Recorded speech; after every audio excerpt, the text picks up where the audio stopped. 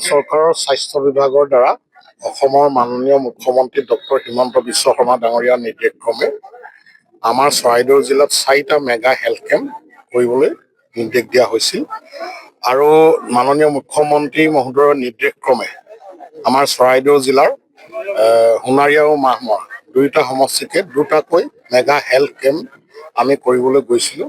আজি এটা আমাৰ মাহমৰা ডেভেলপমেণ্ট ব্লকৰ আণ্ডাৰত দবা তিনিআলি হাইস্কুল খেলপথাৰত আমি ইয়াত মেগা হেল্থ কেম্প কৰিছোঁ।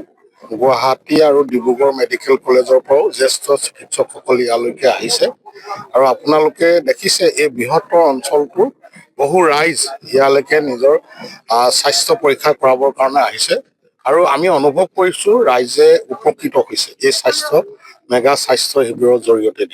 আমাৰ মাহমৰা বিধানসভা সমষ্টিত আজি আমি দবা তিনিআলি হাইস্কুলত এই মেগা স্বাস্থ্য শিবিৰ কৰিছোঁ আৰু 7 তাৰিখে আমি টেঙাপুখুৰীত আমাৰ লাকুৱা ডেভেলপমেণ্ট ব্লকৰ অধীনত তাত 6টা পঞ্চায়ত আছে, আপোনালোকে জানে তাত বিস্তৰ ক্ষতি হৈছে বানত আৰু তাত আমি এটা 7 তাৰিখে মেগা হেল্থ কেম্প কৰিছোঁ।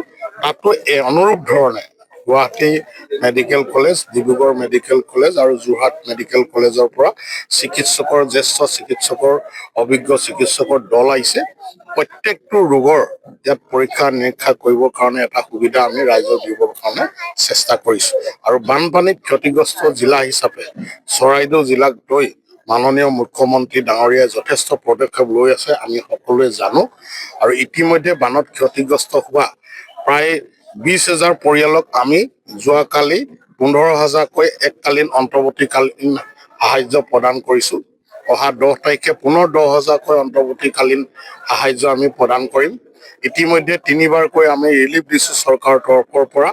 তাৰপিছতে এছেছমেণ্ট আৰম্ভ হ'ব। আমাৰ বিষয়াসকল অহাকালি যোৰহাটলৈকে গৈ এছেছমেণ্ট টীমৰ ট্ৰেইনিং ল'ব। তাৰ পৰা ঘূৰি আহি ঘৰে ঘৰে এছেছমেণ্ট হ'ব আৰু তেওঁলোকৰ ঘৰতে জিঅ'টেকৰ জৰিয়তে দি ফটো ভিডিঅ' লৈ তাৰ পৰাই এছেছমেণ্টৰ ৰিজাল্টটো আমি তেখেতলোকক পৰিয়ালক দিব পাৰিম।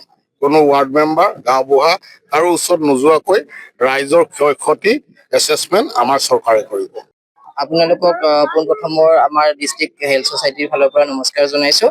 আপোনালোকে সকলোৱে গম পাইছে যে বিগত কিছুদিন ধৰি চৰাইদেউ আৰু শিৱসাগৰ জিলাত পানীয়ে যথেষ্টখিনি জুৰুলা কৰিলে মানুহক আৰু আমাৰ কণ্টিনিউ অল ডিপাৰ্টমেণ্ট যিমানখিনি আছে সাহায্য কৰিলে, ৰাইজৰ ফালৰ পৰা সাহায্য কৰিলে, চৰকাৰৰ ফালৰ পৰা কৰিলে আৰু এতিয়া বানপানী শুকাইছে। বানপানী শুকালেও সকলোতকৈ ডাঙৰ কথা হৈছে যে বিভিন্ন ধৰণৰ বেমাৰ, স্কিনৰ বেমাৰ হওক বা প্ৰসূতিৰ হওক বা অন্যান্য ধৰণৰ বৃদ্ধবিলাকৰ হওক বা শিশুবিলাকৰ হওক বিভিন্ন ধৰণৰ বেমাৰ আজাৰ দেখা দিছে।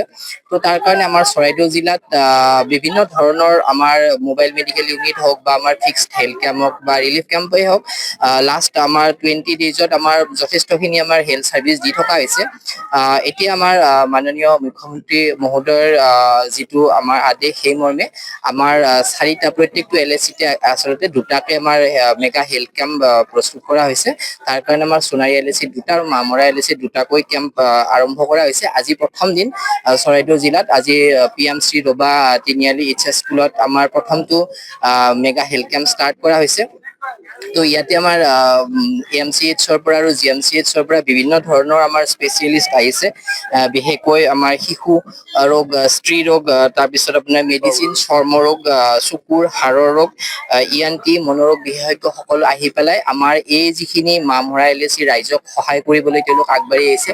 লগতে মোবাইল মেডিকেল ইউনিট আমাৰ পাটচাটবোৰ সাপেখাতি BPHCৰ সমূহ ডক্তৰ, মেডিকেল পেৰামেডিকেল ষ্টাফ আৰু আমাৰ যিমানখিনি ভাৰ্টিকেল প্ৰগ্ৰেমছ আছে, TB হওক, আমাৰ লেপ্ৰচি হওক, আমাৰ গোটেইখিনি প্ৰগ্ৰেমছৰ মানুহ আহি ইয়াতে একত্ৰিত হৈছে ৰাইজক সহায় সহযোগ দিয়াৰ কাৰণে। ইয়াতে আমি আমাৰ স্ক্ৰিনিং পইণ্ট আছে, আমাৰ ৰেজিষ্ট্ৰেশ্যন কাউণ্টাৰ আছে আৰু স্ক্ৰিনিং পইণ্টৰ পৰা আমাৰ বিভিন্ন ধৰণৰ যিসকল স্পেচিয়েলিষ্ট আছে তেওঁলোকৰ তালৈকে যোৱাৰ কাৰণে তেওঁলোকে লিখি দিছে আৰু তাৰ পৰা যদি লেবৰেটৰী টেষ্ট লাগে বিনামূলীয়া লেবৰেটৰী টেষ্টৰো সুবিধা আছে আৰু বিনামূলীয়া ঔষধ প্ৰদান কৰা গৈছে আৰু লগতে কাউন্সিলিঙৰো সুবিধাখিনি আছে।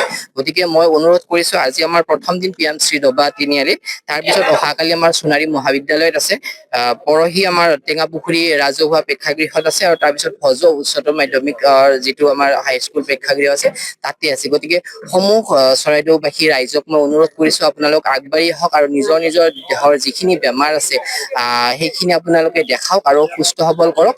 আৰু বানপানীৰ পিছত হ'বলগীয়া যিখিনি আমাৰ ৰোগ আছে সেই ৰোগখিনি প্ৰতিৰোধ কৰা যাতে আপোনালোক আগবাঢ়ি অহাৰ লগতে আমিও হেল্থ ডিপাৰ্টমেণ্ট লগতে আমাৰ জিলা প্ৰশাসনে সম্পূৰ্ণ সহায় সহযোগিতা আগবাঢ়িছে। গতিকে মই এইখিনিয়ে ক'ব বিচাৰিছো আৰু সকলোকে নমস্কাৰ জনাইছো। সকলোৰে সুস্থ সবল হৈ থাকক। যিকোনো খবৰৰ বাবে যোগাযোগ কৰক 9181 307 221 আমাৰ এই নম্বৰত।